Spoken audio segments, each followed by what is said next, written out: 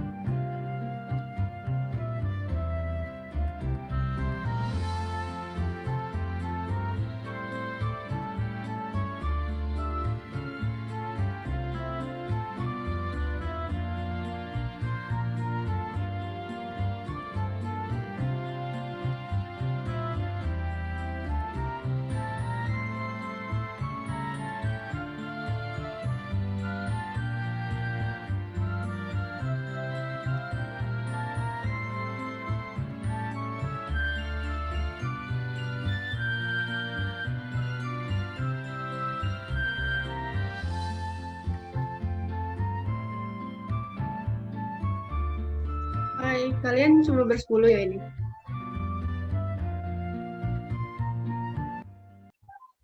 Ada yang bisa bantu jawab? Kenapa, Kak? Ini kalian cuma bersepuluh ya? Harusnya banyak. Rekamannya ya?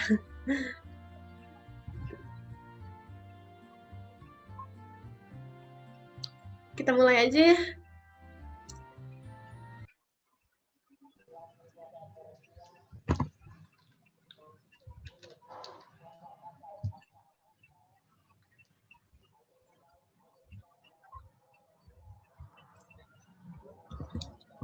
Selamat sore teman-teman semua. Perkenalkan, nama aku Monica. Halo teman-teman, nama aku Richard. Dan kami berdua akan menjadi MC untuk acara sore hari ini. Sebelum masuk ke rangkaian acara, ada baiknya kita mulai dengan berdoa terlebih dahulu ya. Aku akan pimpin doa secara ajaran Kristiani, bagi teman-teman yang lain boleh mengikuti sesuai dengan agamanya masing-masing. Ya Tuhan, terima kasih atas berkat-Mu pada sore hari ini. Karena berkat-Mu kami dapat berkumpul pada hari ini untuk melaksanakan webinar pada hari ini. Ya Tuhan, semoga webinar pada hari ini berjalan dengan lancar tanpa kendala apapun. Ya Tuhan, semoga webinar hari ini dapat bermanfaat untuk hidup kami dan dapat kami terapkan dalam kehidupan kami. Terima kasih ya Tuhan, kami sudah berdoa dan mengucap syukur. Haleluya. Amin.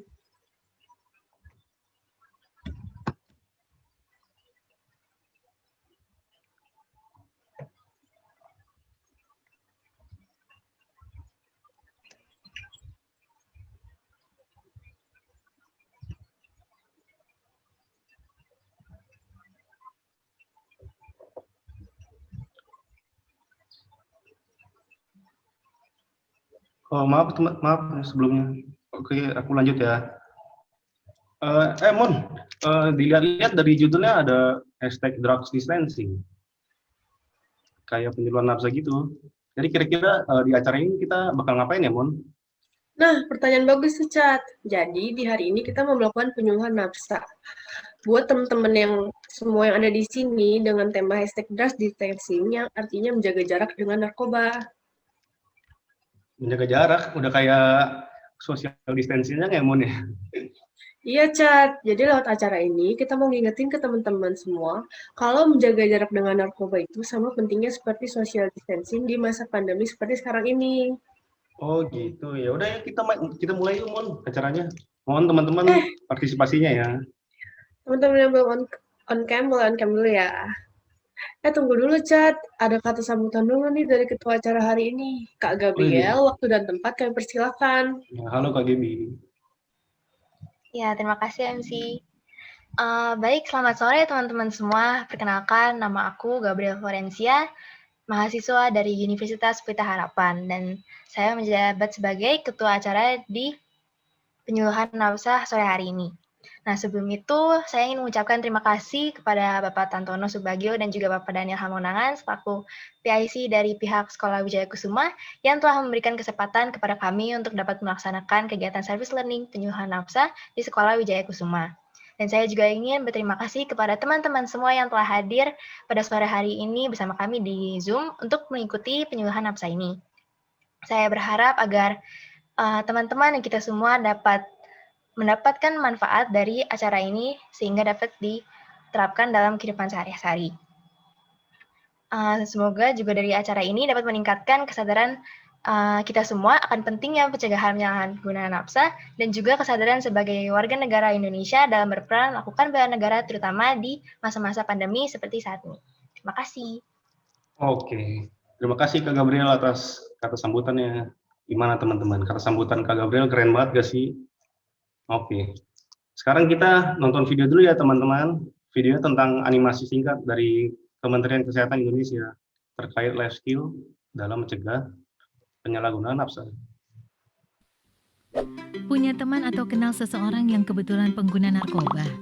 Pernah tahu gak kenapa atau apa yang bikin mereka pakai narkoba? Atau pernah gak ngebayangin apa jadinya kalau yang pakai narkoba itu kita sendiri? Narkoba atau sering juga disebut nafza, singkatan dari narkotika, psikotropika, dan zat adiktif lainnya, adalah istilah yang ngegambarin semua bahan atau senyawa yang bisa menyebabkan perubahan perilaku dan bisa mengakibatkan ketergantungan kalau digunakan dengan tidak sesuai. Penyalahgunaan narkoba bisa membuat kita kecanduan, yang akhirnya bikin kita terus-terusan mengkonsumsi narkoba dengan jumlah makin banyak pula.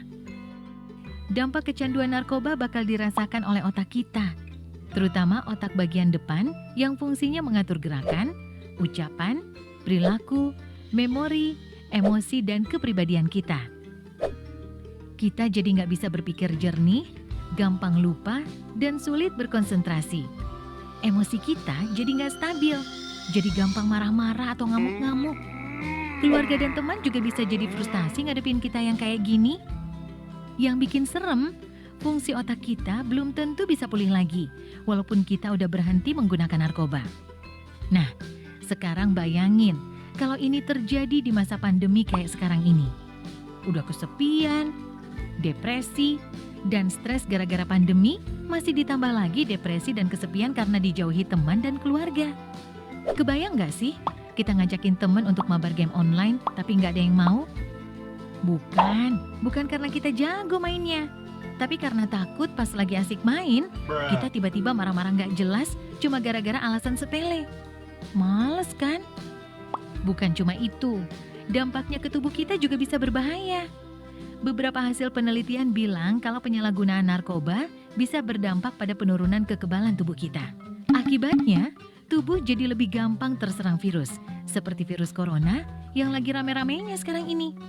Makin serem kan? Nah, setelah tahu dampak negatif narkoba, terus gimana dong caranya supaya kita nggak kejerumus menyalahgunakan narkoba, terutama di masa pandemi seperti sekarang ini?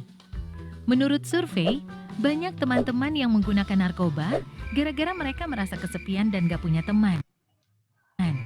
Jadi mereka nggak punya tempat curhat saat stres. Jadi, menjalin hubungan pertemanan yang sehat itu penting banget buat ngebantu kita menghindari narkoba.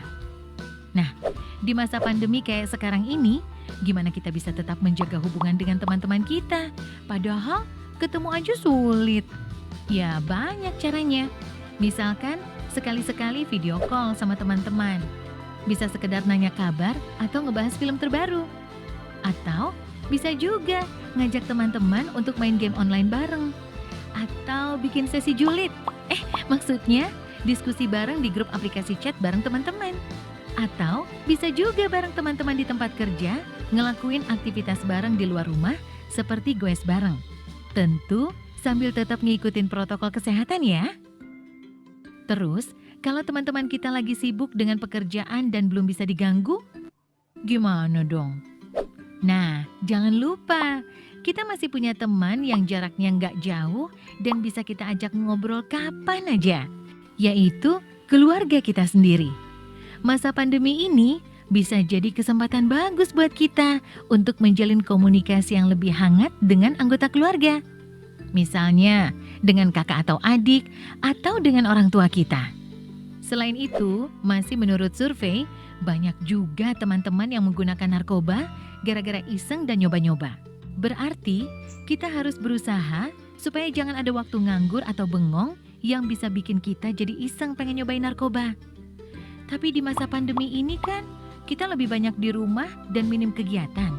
Jadi, makin banyak dong waktu di mana kita nggak ngelakuin apa-apa. Nah, daripada kita kebanyakan bengong mikirin pacar yang tiba-tiba AFK dan gak bales-bales chat, mending kita cari kegiatan untuk ngisi waktu luang itu.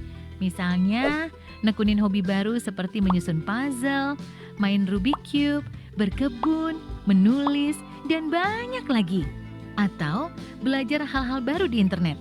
Misalnya, belajar main alat musik, belajar menggambar, belajar masak, dan lain-lain. Atau bisa juga melakukan kegiatan religius, hati jadi tenang. Nah, selain berusaha menghindari pengaruh narkoba kepada diri kita sendiri, kita bisa juga membantu teman-teman kita untuk menghindari penyalahgunaan narkoba. Istilah kerennya, kita bisa ikut jadi agen perubahan.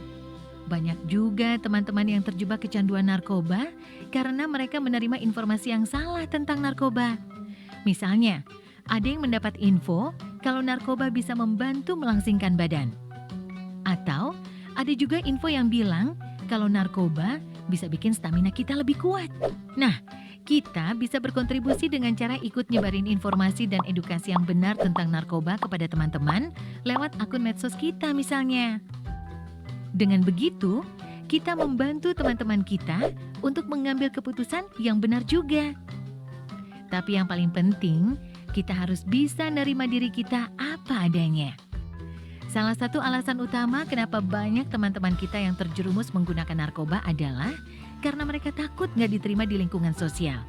Atau takut nggak diakui oleh teman-teman. Sudah saatnya kita bisa mencintai diri kita sendiri. Karena tiap manusia itu istimewa dan unik. Dan kita nggak perlu penilaian orang lain untuk tahu seberapa istimewanya kita. Kita bisa jadi keren tanpa harus selalu ikut-ikutan orang lain kok. Jangan takut untuk bilang enggak sama teman-teman kita yang nawarin kita untuk pakai narkoba. Dan gak usah takut kehilangan teman gara-gara itu. Teman yang baik pasti akan ngedukung kita ngelakuin sesuatu yang baik juga.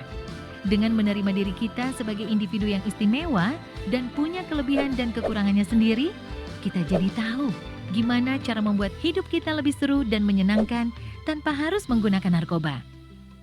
Tentu, sambil terus menjaga hubungan yang sehat dengan keluarga dan teman-teman kita, karena mereka adalah pendukung utama kita dalam menghadapi setiap masalah, seperti kita juga bagi mereka.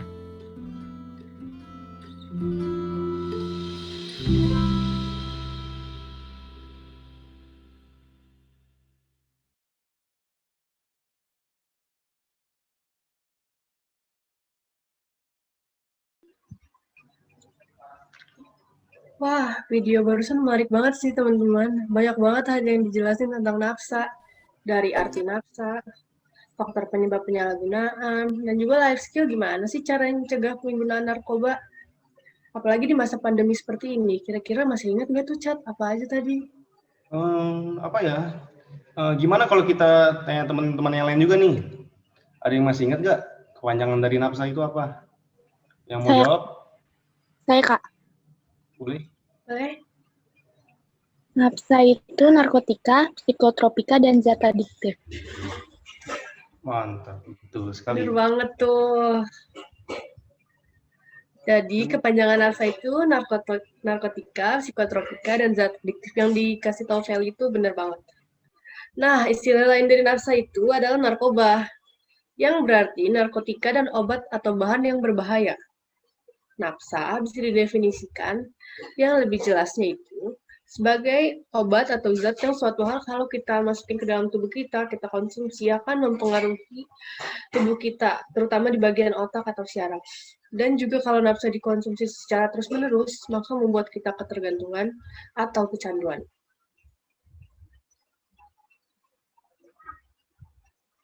Nah, teman-teman, orang yang menggunakan narkoba itu bisa kelihatan loh ciri-cirinya, kayak kelihatan aja gitu, kayak kalau dia tuh pakai narkoba nih. Kayak yang pertama, suasana hatinya itu berubah-ubah. Kadang-kadang dia gampang banget emosian, kayak yang tadi di video itu, kayak dia nggak ada yang ngajak main game karena dia emosian, atau gampang sedih, yang sampai ke depresi, atau juga ada kayak euforia itu merasa senang yang berlebihan, kayak senang aja gitu secara berlebihan. Lalu dari segi penampilannya juga berubah. Biasanya kelihatan tuh dari wajahnya kusut, seperti kayak orang gak niat hidup. Terus juga bisa dari penampilan tubuhnya. Jadi kayak kurus, kelihatan tua, dan sebagainya. Lalu juga yang ketiga, biasanya orang yang pengguna narkoba ini sering banget sakit, kayak karena efek narkoba tuh kayak merusak organ-organ tubuh gitu. Lalu yang keempat, kadang mengalami halusinasi yang berlebihan, kayak nggak ada apa-apa, tiba-tiba kalau ketakutan sendiri, kayak seakan-akan melihat setan, kayak melihat apa, padahal nggak ada apa-apa. Yang kelima itu bersifat impulsif, di mana melakukan suatu tindakan tanpa memikirkan akibatnya. Kayak dia lakuin apa, tapi dia nggak peduli akibatnya apa. Mau berpengaruh bagi orang lain, dia juga nggak peduli. Dan yang terakhir itu, pengguna narkoba itu cenderung menarik diri dari lingkungan sekitar. Jadi kayak dia menjauh dari lingkungan sosialnya, jadi apa-apa sendiri, kayak makanya dia merasa kesepian. Nah, sebenarnya tuh apa sih yang menyebabkan seseorang itu bisa sampai pencandu narkoba? Faktor-faktor penyebabnya itu ada beberapa. Yang pertama itu kepo. Biasa anak-anak remaja nih, kepo banget. Kayak pingin tahu rasanya narkoba tuh kayak gimana sih rasanya, kayak apalagi dia nggak tahu dampak buruknya, jadi dia kayak pengen tahu aja rasanya. Lalu yang kedua itu, dia juga ikut-ikutan teman atau lingkungan. Misalnya temen ada yang pakai narkoba, dia ikut pakai, kayak biar terlihat keren, karena temen pakai, dia pakai. Apalagi tren-tren sekarang itu kan kayak menyeleweng, kadang-kadang trennya itu bisa aja pakai narkoba biar terlihat keren. Tapi ujung-ujungnya malah kecanduan dan membahayakan diri sendiri. Lalu, mereka pengguna narkoba ini kadang-kadang suka merasa dewasa kalau dia pakai narkoba, kayak, oh saya udah dewasa, saya pakai narkoba, kayak fine-fine aja, padahal itu nggak banget. Lalu, ini nih yang paling sering juga nih, karena mereka tuh kesepian, kayak kurang perhatian dari orang-orang sekitar, dari sosialnya, jadi mereka tuh menggunakan narkoba biar mereka nggak kesepian lagi, apalagi kayak gabut di masa pandemi sekarang, dan akhirnya timbul pikiran ingin mencoba narkoba, dan akhirnya ujungnya kecanduan.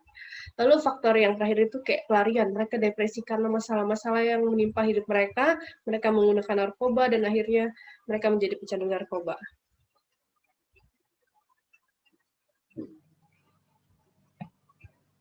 Oke, dari penjelasan Kak Monik barusan, teman-teman udah tahu nih nafsa itu apa, terus ciri-ciri pengguna narkoba itu bagaimana, dan faktor-faktor penyebab seseorang menggunakan narkoba itu apa.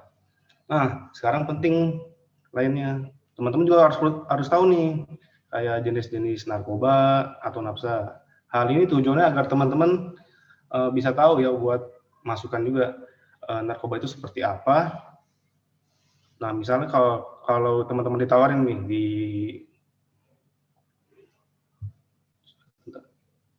jika ditawarin di pinggir jalan gitu sama orang-orang asing yang nggak dikenal atau preman lah ibaratnya. Nah teman-teman bisa tahu kalau ini narkoba, jadi teman-teman harus bisa menghindarinya. Nah selain itu untuk mengetahui jenis-jenis nafza bukan berarti harus merasakan loh ya. Oke, jadi nafza itu dibagi menjadi 3. Yang pertama ada depresan, kedua stimulan, dan yang terakhir halusinogen.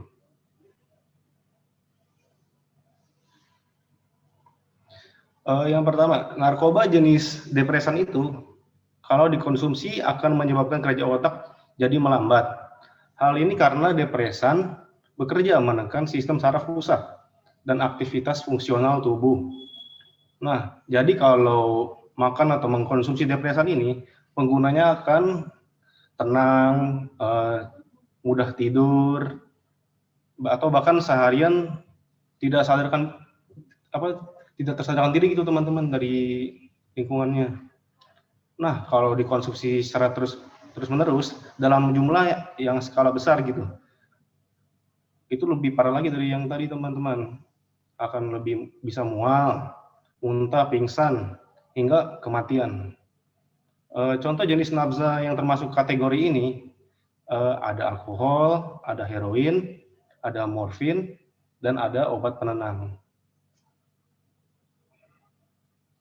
Oke, yang kedua jenis kategori stimulan. Nah, stimulan itu kebalikannya tuh teman-teman dari depresan yang tadi. Kalau depresan kan memperlambat kerja otak.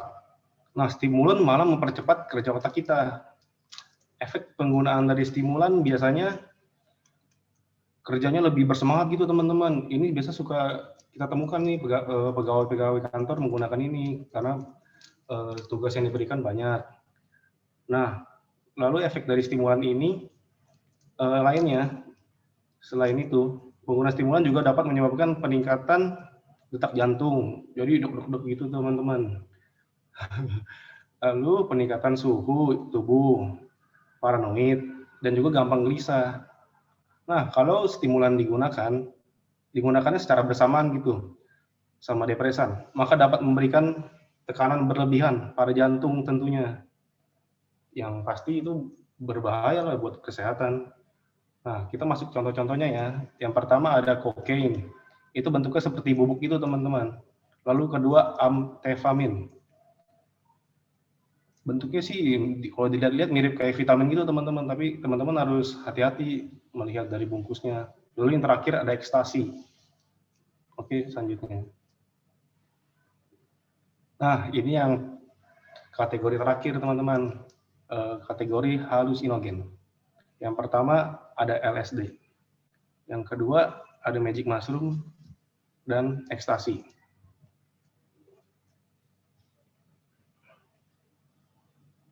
Oke, selanjutnya.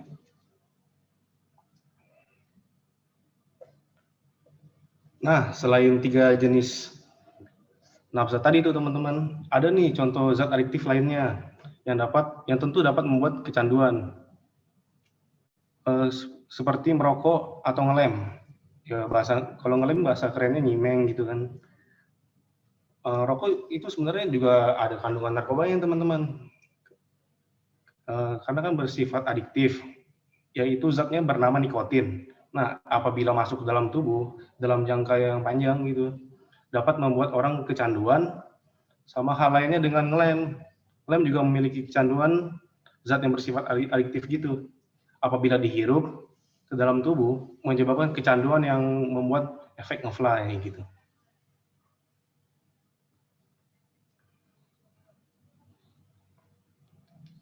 Oh ya, tadi maaf, tadi ada yang skip, tadi yang halusinogen. Jenis terakhir yang tadi halusinogen itu adalah jenis narkoba yang dapat mengubah persepsi tentang kenyataan. Kayak tiba-tiba halusinasi, kayak menyebabkan penggunanya melihat sesuatu yang nggak ada, kayak halusinasi berlebihan, kayak yang didengar itu biasanya tergantung suasana hati mereka. Misalnya mereka lagi sedih, lagi senang, itu nanti halusinasinya berbeda-beda. Efeknya itu kayak merasa panik, cemas, paranoid, dan kehilangan kontak dengan kenyataan Atau ngehalu tadi, kayak haluin macem-macem deh.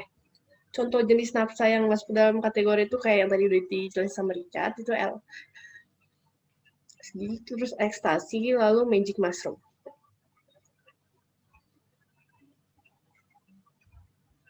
Barusan teman-teman udah tahu nih jenis-jenis narkoba itu apa aja. Nah, sekarang aku mau jelasin dampak-dampak dari narkoba itu.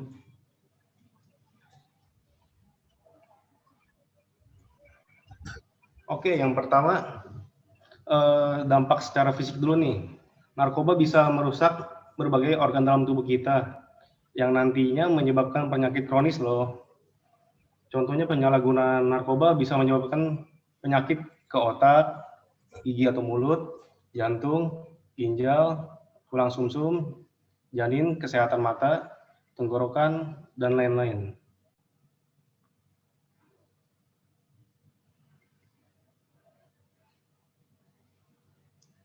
Oh, secara wajah dan penampilan juga loh teman-teman, memiliki dampak yang mengerikan juga kalau kita lihat-lihat. Nah, apabila kebanyakan mengkonsumsi narkoba ini, dapat mempercepat penuaan. Jadi umur dan penampilannya nggak sesuai gitu teman-teman. Nah, jadi orang yang masih muda bisa kelihatan seperti orang tua gitu, kayak nenek-nenek atau kakek-kakek. Ih, Serem nggak serem kira-kira ya, banget. Mon? Serem banget itu kalau gitu sih. Masih muda udah kisut mukanya gara-gara narkoba. Oke. Terakhir, dampaknya secara sosial. Penggunaan narkoba bisa menimbulkan tindakan kriminal, karena kan udah kecanduan nih teman-teman. Jadi mereka yang pengguna narkoba akan mencari terus cara untuk mendapatkan narkoba, bisa melakukan kriminal, pencurian uang, dan lain-lain. Nah, lalu tentunya pengguna narkoba juga akan menjadi aib keluarga. Nah, mungkin bisa disebut beban keluarga lah kalau sekarang yang tren gitu. Dan yang lebih parah lagi, bakal dijauhi oleh masyarakat. Kalau dilihat-lihat dari tadi, kayaknya dampak narkoba sebenarnya negatif ya, Cat. Nggak ada yang positif. Iya nih, Mon. Pakai narkoba itu bukan nama pintar atau nama cakep gitu. Malah ngerusak diri. Aneh gitu orang yang pakai gituan. Kalau gitu gimana nih, Cat? Caranya biar kita nggak terjerumus ke narkoba? Oke, pencegahan narkoba itu penting berawal dari diri kita sendiri. Yang pertama, kita harus membekali diri terlebih dahulu nih dengan menambah pengetahuan tentang dampak negatif dan bahaya penggunaan narkoba, seperti seminar ini. Lalu berbagai dampak negatif dan juga bahaya penggunanya agar kita menjadi ogah buat kepo, nyoba-nyoba pakai narkoba. Selain itu, untuk memilih pergaulan yang sehat, kelilingi diri teman-teman dengan pergaulan yang positif ya, dan saling support. Tapi bukan ingat ya teman-teman, bukan support yang menggunakan narkoba. Lalu menggunakan atau melakukan kegiatan yang dapat memberikan pengaruh positif seperti olahraga, ibadah, dan lain-lain. Nah, ini agar kita pikirannya supaya positif dan gak kosong gitu teman-teman. Malah jadi kepikiran buat nyoba narkoba dan zat adiktif lainnya. Lalu kita dapat mempererat hubungan dengan keluarga. Di keluarga kita tentu jangan pasif, karena jika tidak dekat dengan keluarga, pikiran kita akan kosong. Dan yang terakhir, sering-sering ibadah dan mendekatkan diri dengan ajaran-ajaran dari Yang Maha Kuasa. Nah, barusan udah kita bahas nih, banyak banget ya terkait nafsa. Tapi teman-teman tahu nggak sih, kalau sebenarnya ada alasan lain loh. Kenapa sih kita harus mencegah penyalahgunaan nafsa, selain karena dampak buruk untuk kesehatan tubuh kita? Apa tuh alasannya? Jadi, sebenarnya pencegahan penggunaan nafsa itu bentuk dari bela negara loh.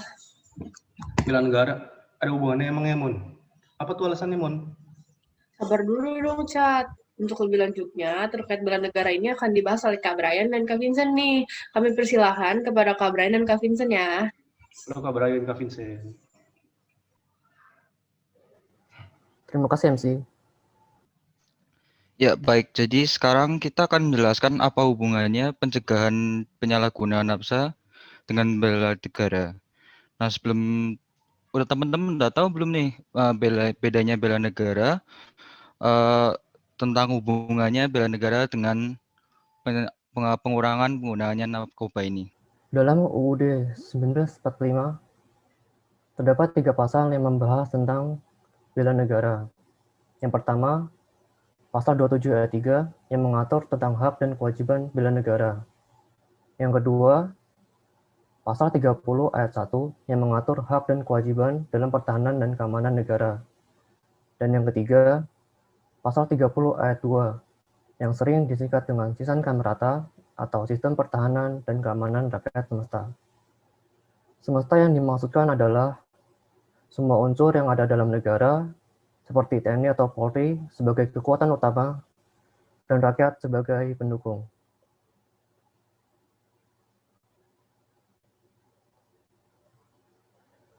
Dalam pasal 27 ayat 3 dalam UUD 1945 berbunyi, setiap warga negara berhak dan wajib ikut serta dalam upaya pembelaan negara. Dan pasal 30 ayat 1 dalam UUD 1945 berbunyi, tiap-tiap warga negara berhak dan wajib ikut serta dalam usaha pertahanan dan keamanan negara. Nah, pada pasal-pasal tersebut, secara sederhananya, bela negara dalam konteks NKRI dapat diartikan dengan sikap dan perilaku sebagai wujud kecintaan terhadap NKRI dalam mempertahankan persatuan dan kesatuan bangsa.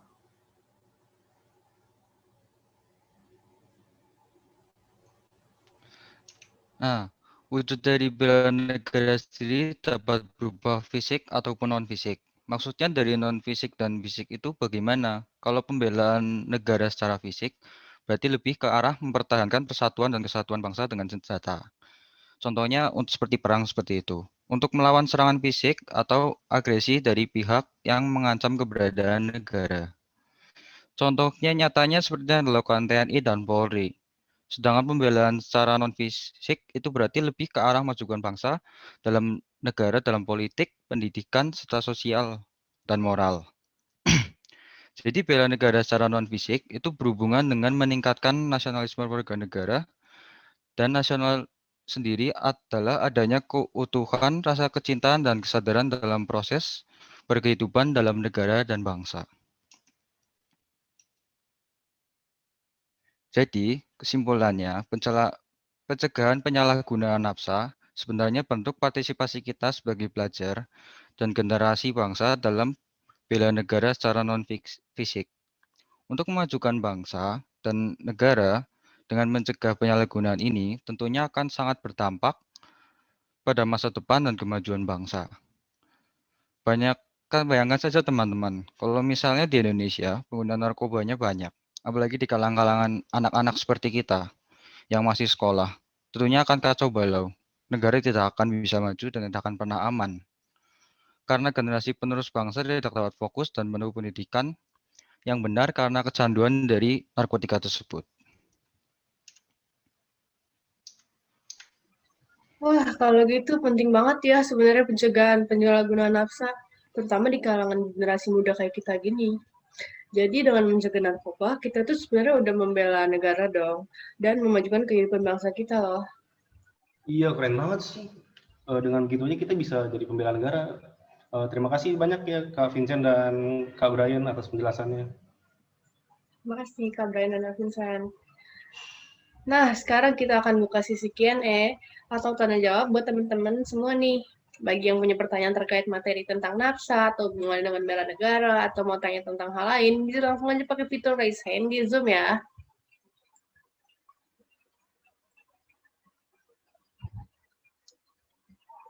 Kalau ada yang mau nanya langsung raise hand atau langsung open mic aja ya. Oh, ada pertanyaan pertama. Dari Revanya, boleh? Mau nanya Kak, kalau Iya. tramadol dia masuknya ke apa ya Kak? Apa? Ke depresan, halusinogen, atau ke tadi satunya apa? Lupa aku. Stimulan. Oke, kita tampung dulu pertanyaannya. Ada pertanyaan lain, boleh raise hand ya.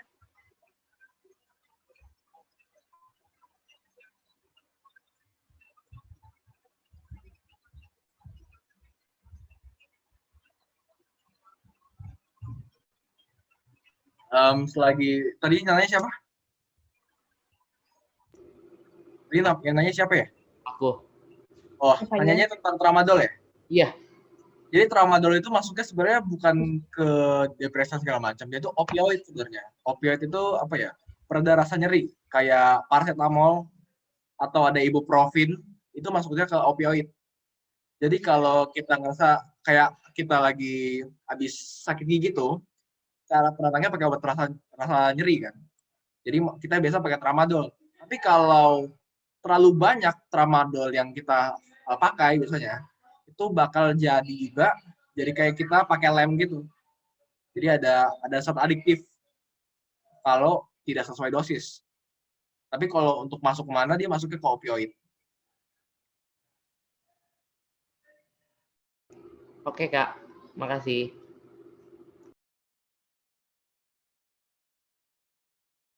Terima kasih untuk referennya sudah bertanya. Lalu ada penanya kedua dari Feli. Feli boleh langsung on-cam dan on-mic-nya.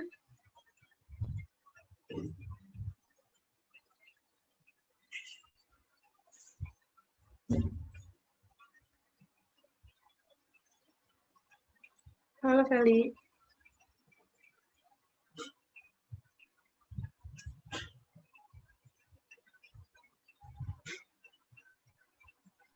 Iya, Kak. Ya, boleh langsung beri Aku mau pertanyaan. tanya, Ya,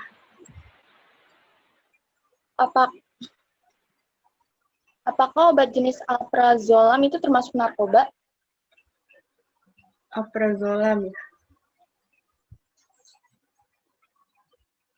Oke, kita tampung dulu pertanyaannya ya.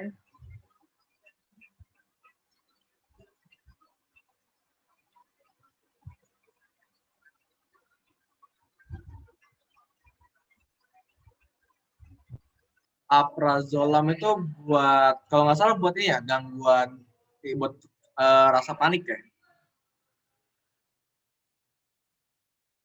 Berarti beda ya? Dia sebenarnya biasanya buat tekanan psikologis tuh. Misalnya orang tegang nih, dia pakai alprazolam biasanya, tapi ada dosis dokter. Jadi sebenarnya semua obat itu kan ada apa ya? Di dalamnya kayak ada yang jadi misalnya pakai ganja atau ekstasi itu kan biasa buat bius tuh obat. Kalau orang bilang buat anestesi, buat bedah, buat ahli apa, dia pakai anestesi biasanya pakai pasti ada narkobanya biasanya. Bukan narkoba sih, sejenis buat obat itulah. Nah, sebenarnya yang masuk buat tadi apa namanya? Alprazolam ini dia masuknya buat obat dokter sih sebenarnya. Jadi nggak termasuk ke nafsa sebenarnya. Ini bukan nafsa bukan. Jadi masuknya ke obat penenang.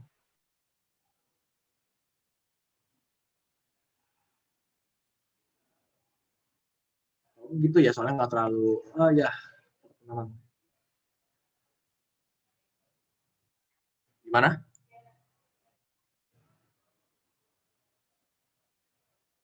Pokoknya sesuai dosis dokter.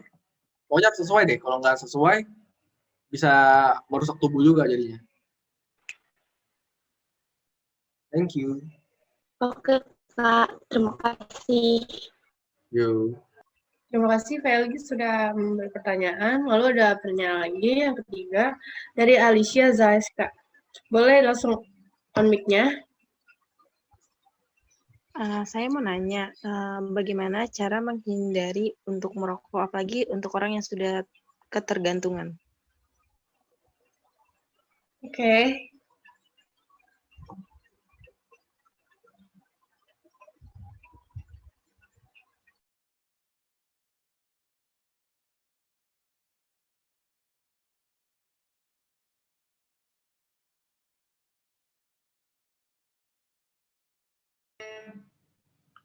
Oke, selanjutnya pertanyaan dari Clara Agnesia. Silakan. Organ-organ apa saja yang rusak karena narkoba?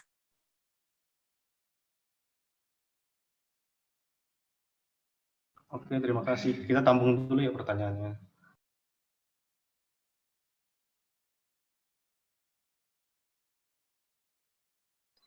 Oke, jadi aku mau menjawab dari pertanyaannya Alicia. Bagi orang yang sudah kecanduan itu cara berhenti merokok. Cara berhenti merokok tadi ya? Maksudnya kayak untuk Iya, Kak. ya. Yang pertama dia nggak boleh stres. Jadi kalau orang stres kadang-kadang dia larinya ke rokok. Jadi kayak mengelola stres lebih dekat dengan keluarga, melakukan hal-hal positif dengan keluarga, kayak dengan teman-teman, kayak bersepeda atau olahraga, kayak makan, terus juga pola makan yang sehat. Lalu juga kayak biasanya tuh kayak anak-anak remaja tuh kalau merokok tuh waktu nongkrong. Jadi sebisa mungkin kayak kalau emang ingin berhenti untuk kayak merokok, kayak lebih baik kayak nggak usah nongkrong gitu di rumah, melakukan aktivitas dengan keluarga aja gitu. Oke, Kak. Terima kasih. Lalu tadi pertanyaan kedua apa, Mon? Masih ingat nggak? Dampak buruk ya pada kesehatan kan, pada organ tubuh yang rusak ya. Organ-organ tubuh yang rusak apa aja, Bet? Organ tubuh yang rusak itu contohnya bisa otak, karena pasti merusak otak tuh dari sistem saraf ya kan. Lalu gangguan pada paru-paru, lalu bisa terjadi apa ya? Pada kulit juga pasti rusak tuh biasanya. Lalu ada gangguan pada kulit, ada gangguan pada jantung, gangguan pada pembuluh darah, organ-organ reproduksi juga bisa, karena bisa menurunkan fungsi hormon reproduksi seperti estrogen, progesteron, sama testosteron. Lalu bisa mengganggu fungsi seksual seseorang, gangguan pada kesehatan reproduksi remaja perempuan, antara lain perubahan periode menstruasi jadi tidak teratur, dan juga amenorrhea. Lalu biasanya bagi pengguna narkoba itu paling sering ya, itu rusaknya ke saraf. Buat organ sih, dia bisa komplikasi soalnya.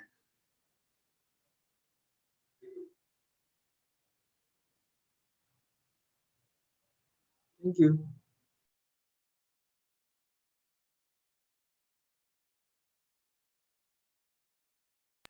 Terima kasih pada Alicia dan Clara sudah memberi pertanyaan. Apakah ada lagi yang ingin bertanya?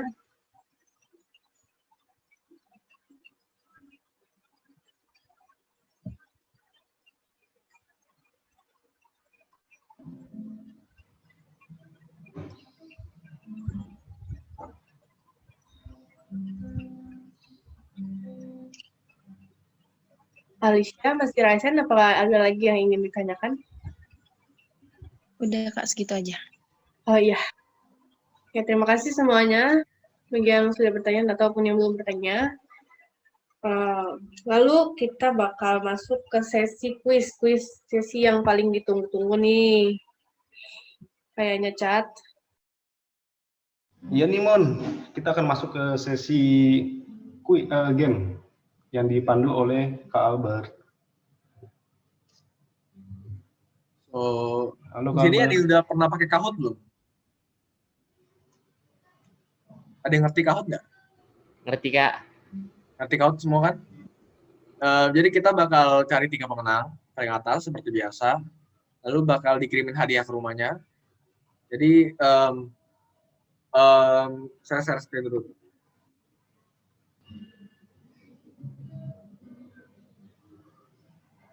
Oke, teman-teman bisa langsung join yuk. Pakai nama kalian ya, jangan alias atau nama panggilan.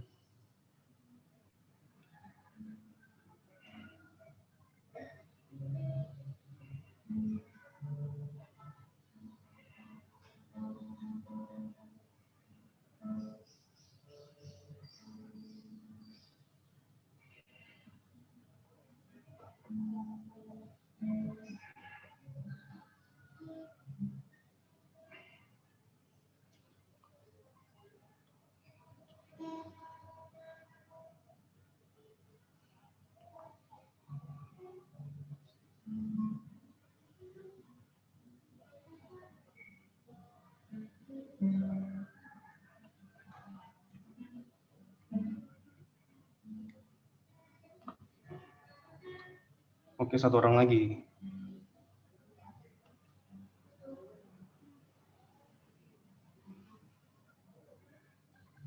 Udah semua belum? 1 orang lagi, Kak Albert.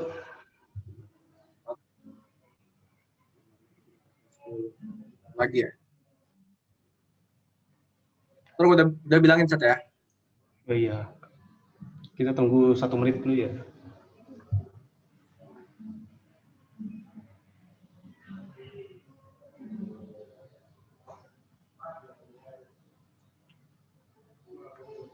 Oke, Kak Albert, sepertinya hanya 10 orang yang ikut Kahoot game-nya. Bisa langsung dimulai, Kak Albert. Itu di start aja ya. Oke.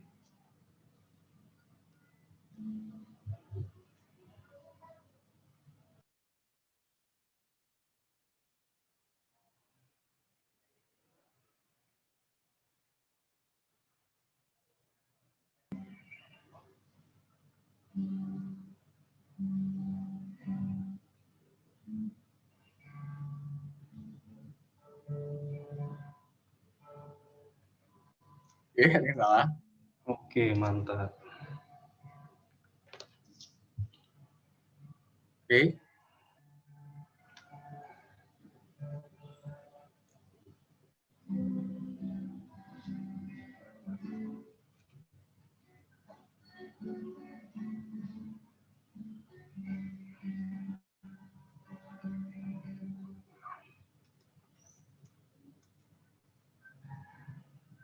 Sorry, salah. Oke. Next question. Udah pindah nih. Oke, Feli memimpin. Next.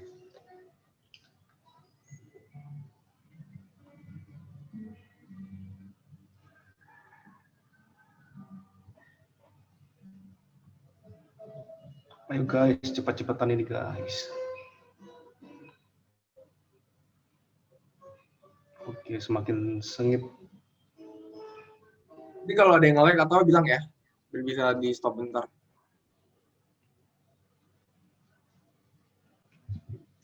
Oke, ada yang win streak.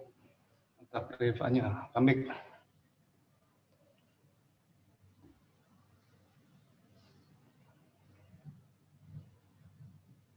Ayo teman-teman, ingat gak tadi barusan?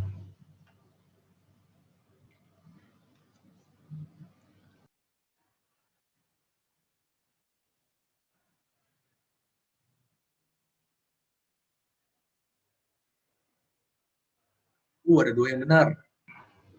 Nyimak berarti tadi ya. Masih win streak. Nomor 5.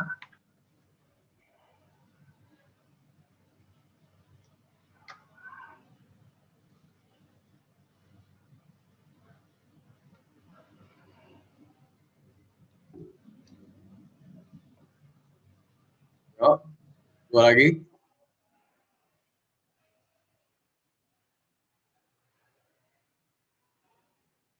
Masih ada yang salah. Nggak apa-apa, Kak Albert. Revanya bener terus lah ini.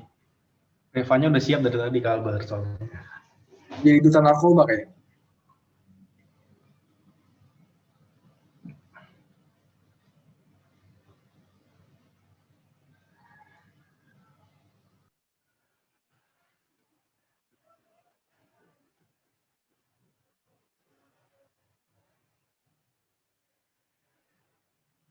Oke. Next.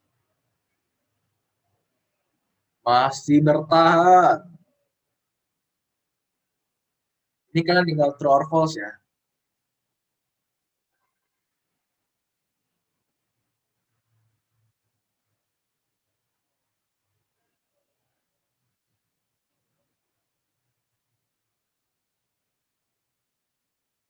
Ini ada yang salah baca atau gimana nih? Gimana, Cat? Ada yang salah baca kayaknya. Mungkin waktunya kurang kali, Kak Albert ya. Revanya win streak. 7 correct answer loh.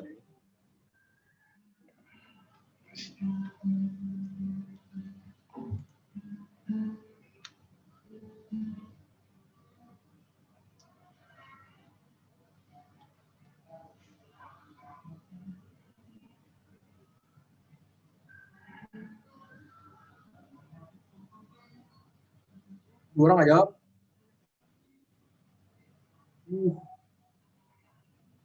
Kita lihat sama masih benar. Masih benar. Feli juara 4. Dua lagi nih.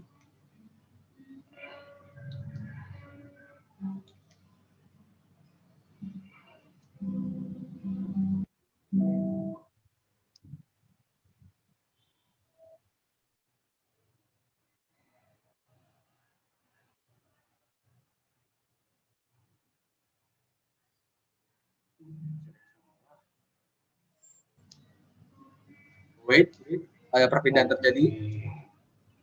Ini last question. Semakin mengejar ini Kak Albert sepertinya. What? Dan Revanya tetap tidak bisa digusur dari papan atas. Ada top lah pokoknya. Revanya memainkan kecepatan. Unspeed. Oke. Ya. Oke, di podiumnya. Jadi podiumnya nih. Nomor 3, oke, Alicia. Alicia. Kak, ini game apa sih, Kak? Ini game Kahoot. Saya nggak ada soalnya. Oh, Bingung soalnya ya? soalnya ada di screen. Tadi Screen Zoom. Soalnya di Zoom, Vel. makanya tadi kan Jangan lah. tanya, kalau ada yang nggak ada soal atau ada yang nge-lag, bilang aja. Ini nggak ada yang ngomong. Bingung deh. Dia tadi nggak ada soalnya ya? Nggak ada, Kak. Di screen Vel ada. Tadi nggak bilang. Apa gue yang dengar? Biasanya kan begitu. Ini tadi Kak Albert juga udah jelasin kok, Feli. Maaf ya kalau mungkin suara Kak Albert kurang kedengeran gitu. Yang 3 ini nanti minta kontaknya ya sama Selamat alamatnya. ya. Buat Revanya, Karisma sama Alicia. Nanti kirimin kontaknya ya.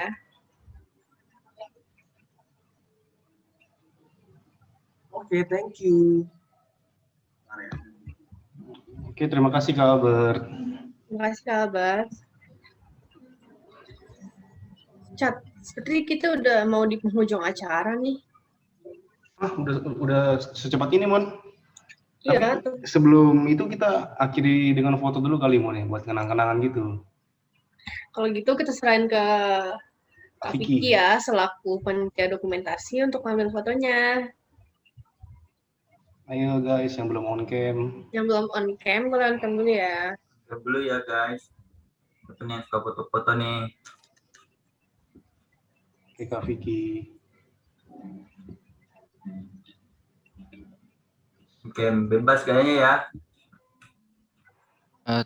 Tunggu sebentar ya. Ada Ini. yang belum nih. Oke, Kak Vicky, jangan lupa aba-abanya ya. Oke, siap. Kita Richard. Mantap betul. Masih ada yang belum on cam. Yuk on cam. Yuk, On cam guys.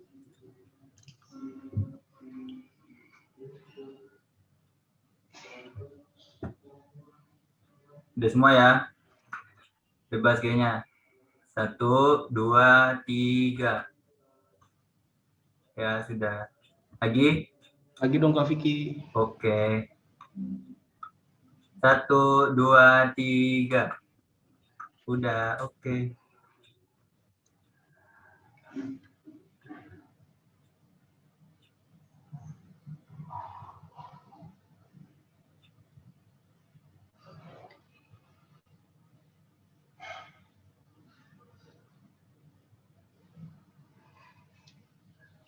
Udah selesai nih foto-fotonya. Sekarang kita benar-benar udah di penghujung acara nih teman-teman. Tapi sebelum itu ada baiknya kita tutup dengan doa dulu ya. Oke teman-teman, aku akan memimpin doa dalam ajaran Kristiani. Maaf sebelumnya kalau teman-teman berbeda agama, tolong menyesuaikan dengan agama masing-masing. Oke. Tuhan, terima kasih atas rahmat-Mu pada hari ini. Kami dapat berkumpul secara virtual online. Semoga materi yang sudah dibawakan oleh kakak-kakak kami dapat bermanfaat bagi kehidupan kami selanjutnya. Dan semoga kami diberikan iman yang kuat oleh Tuhan Yang Maha Kuasa agar dijauhkan dan takut terhadap narkoba. Terima kasih Tuhan. Amin. Amin. Oke, terima kasih teman-teman semua yang sudah hadir dan sudah berpartisipasi dalam acara ini dari awal sampai akhir. Semoga dari acara ini teman-teman bisa terapkan ya dalam kehidupan sehari-hari dan bermanfaat untuk hidup teman-teman juga. Maaf tapi bila kita ada salah kata ya, Ya, maaf ya teman-teman. yang kurang berkenan. Tadi yang menang minta kontaknya dulu ya. Tadi siapa aja? Sekian dari kami. Jadi yang menang bisa langsung WA aja ya ke yang ada di chat. Jangan lupa ya. Kalau nggak ada ID lainnya nggak? Biar langsung dikasih aja. Ya kalian enaknya dihubungin dengan WA apa lain ya? WhatsApp aja, Kak. WhatsApp aja, Kak. WA aja Kak. Dia ada Revanya, Karisma, sama sama siapa tadi ya? Alicia. Alicia ya?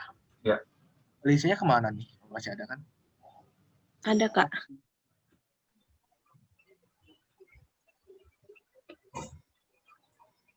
Minta nomor aja deh. Atau gimana ya? Pakai chat aja mungkin. Nah, itu bisa kontak itu ya. Ke Gabriel Florencia. Jadi kalian langsung WhatsApp aja ke nomor yang di chat itu ya. Chat nama kalian. Oke, juara-juaranya udah dikontak ya di WA. Nanti hadiahnya akan kami kirim secepatnya. Makasih udah berpartisipasi ya teman-teman.